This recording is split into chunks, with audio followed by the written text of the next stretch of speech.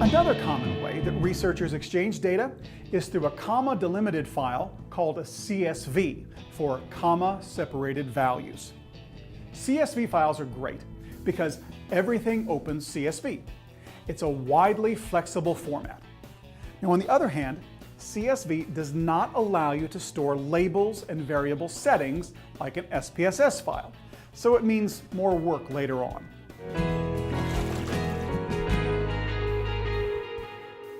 The most challenging part about teaching you how to open a CSV file in SPSS is that I have been using the demo datasets provided by SPSS, but there is no demo.csv dataset.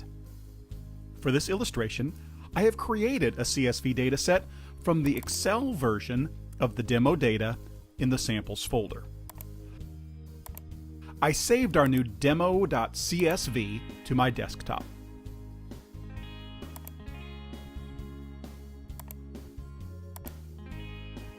To open the CSV, choose File, Import Data, CSV Data.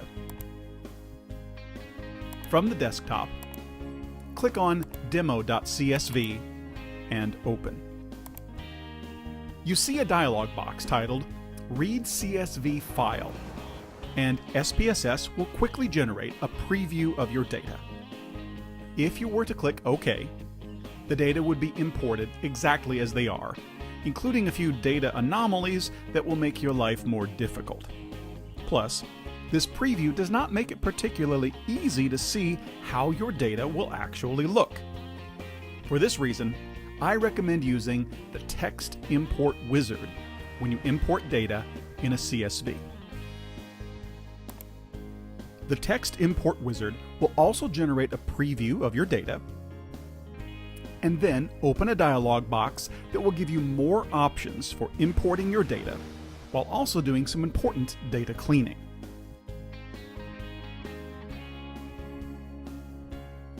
You can select a predefined format or create a new format in the wizard.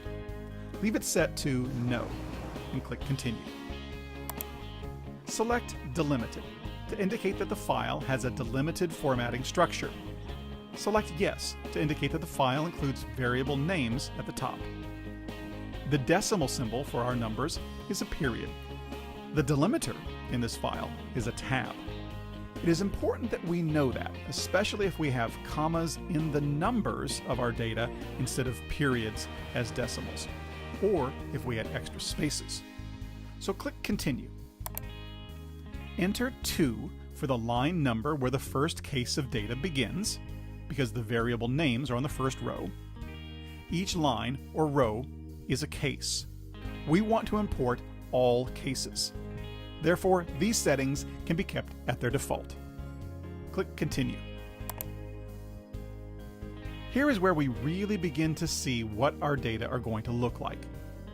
You see that the default delimiters are tab and space. Now you may wonder what to do because I did not show you the original dataset. But don't worry, just look at how the data are going to import. Unclick the tab delimiter. It got worse, didn't it? So re-click it. Click on comma. Nothing changed. So unclick it. Now notice all of these empty cells. Now, under gender we have M and F, but we also have an F over here and an M over here. This is a mess.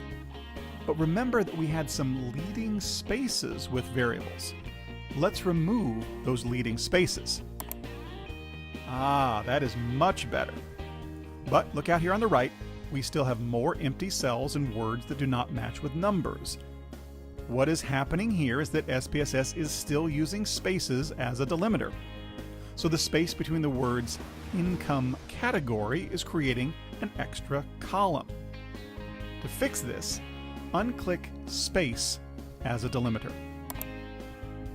Feel free to click on other options and see what they do. Your goal here is to keep clicking until your data are rectangular and look correct.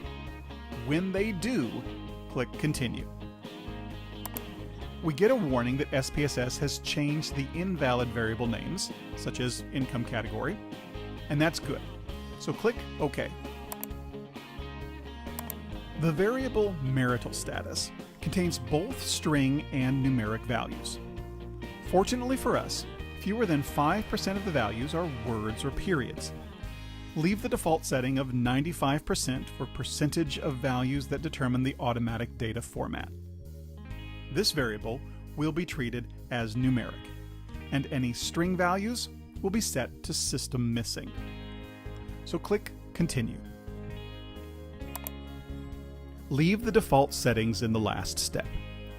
Click Done to import the data. The data will open in the SPSS Data Editor.